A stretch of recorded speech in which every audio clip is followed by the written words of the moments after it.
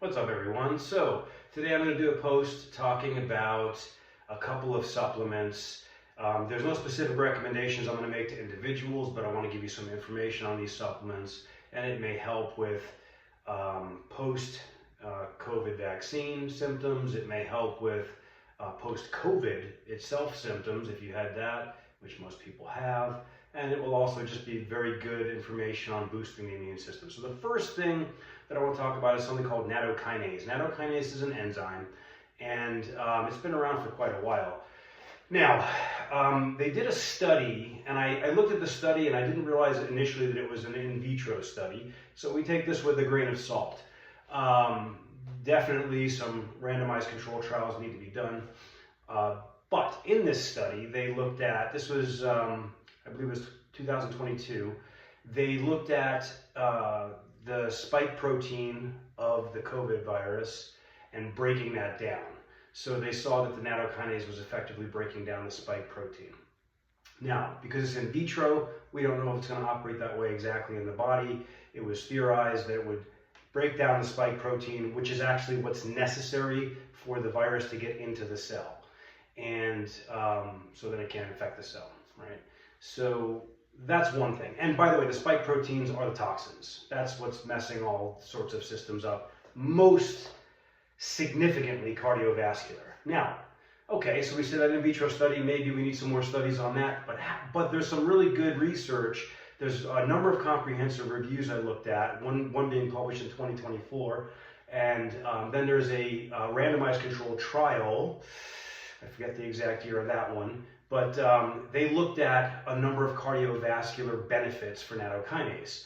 So the randomized controlled trial looked at blood pressure, and it saw that the nattokinase over an 8-week period of time lowered systolic blood pressure by 5.55 and points, and then the diastolic by, I think it was like 2.84, or it was almost 3, it was 2.8 something, and so it did lower blood pressure. Now, in other these other comprehensive reviews, it showed that it has antifibrotic effects. That means that it basically breaks down clots.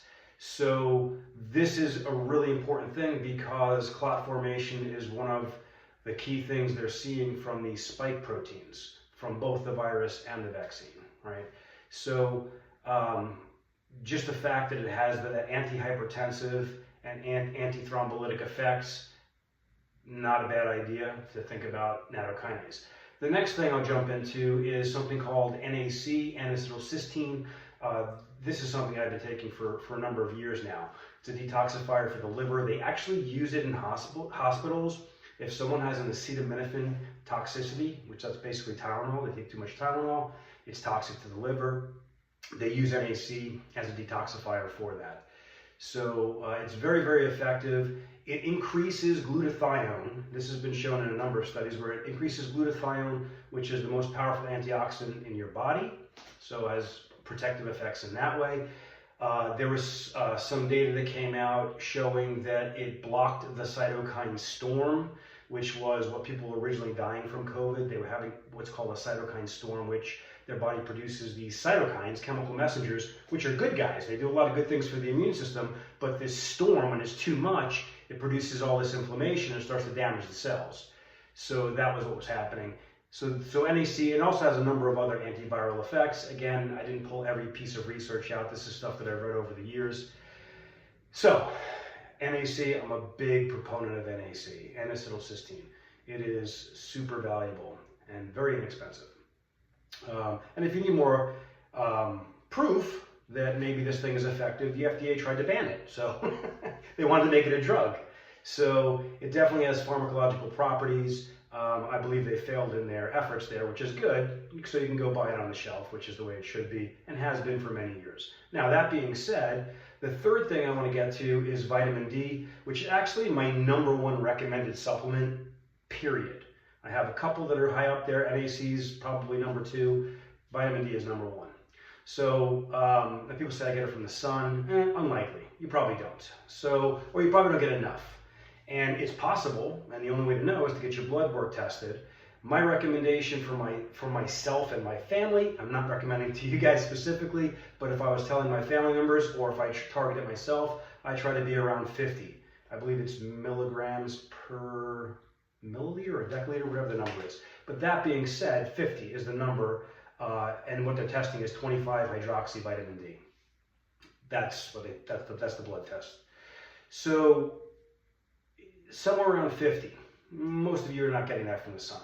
Okay. That being said, Linus Pauling Institute recommends 2,000 IU a day. They are a research institute with many studies cited. That being said, it's up to you what you want to do with vitamin D. But let's talk about why it's important. It's necessary to activate cytotoxic T cells. What are those guys? Those are the guys that kill cancer cells. They also kill virus-infected cells, and any intracellular bacteria or parasite, they kill those cells as well. So these cells are super important for your immune system, and you can't activate them without vitamin D. We've also seen in studies that vitamin D decreases the risk of autoimmune diseases. I believe this is also on Linus Pauling Institute's website. When I talk about vitamin D, they say that the immune system, almost all the immune system cells have a receptor for vitamin D. So we haven't even discovered all of the effects that it actually has on the immune system. We just know that it is an immune system modulator. So having a strong immune system, having enough nutrition, good nutrition, vitamin D, exercise, things like that. But the 3 supplements that I would say are important for this maybe post-COVID or post-COVID vaccine syndromes, I would say these are the things to think about. Nattokinase, NAC, vitamin D. There's lots of other enzymes and other formulas and things out there. I'm skeptical that they're going to have much effect. Turmeric or curcumin for inflammation, these types of things. The studies on that they're not robust. It doesn't look great, the data. So it's possible it might have a small effect, but to me, I don't think it's necessarily something that I would recommend. That being said, if you have any questions, let me know. I hope this helps. Stay strong. I'll see you next time.